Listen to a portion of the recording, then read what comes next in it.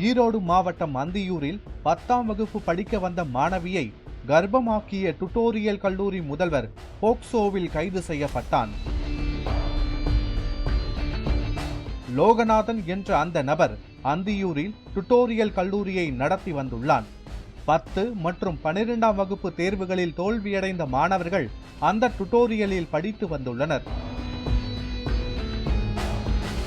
அவர்களில் பக்கத்து கிராமத்தை சேர்ந்த 10ஆம் வகுப்பு தோல்வியடைந்த 17 வயது சிறுமி ஒருவர் கடந்த 2019ஆம் ஆண்டில் இருந்து டியூஷன் படித்து வந்துள்ளார்.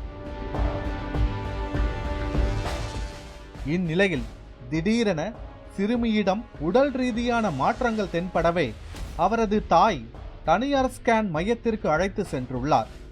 பரிசோதனை செய்ததில் அவர் 3 மாத கர்ப்பமாக இருப்பது தெரிய வந்தது. தேர்வில் தேர்ச்சி பெற வைப்பதாக கூறி லோகநாதன் தன்னிடம் அத்துமீறியதாக சிறுமி தாயிடம் கூறியுள்ளார். இதனை அடுத்து பவானி அனைத்து மகளிர் காவல் நிலையத்தில் சிறுமியின் தாய் புகார் அளித்துள்ளார். லோகநாதனை பிடித்து விசாரித்த போலீசார் அவன் மீது போக்சோ சட்டத்தின் கீழ் வழக்கு பதிவு செய்து சிறையில் அடைத்தனர்.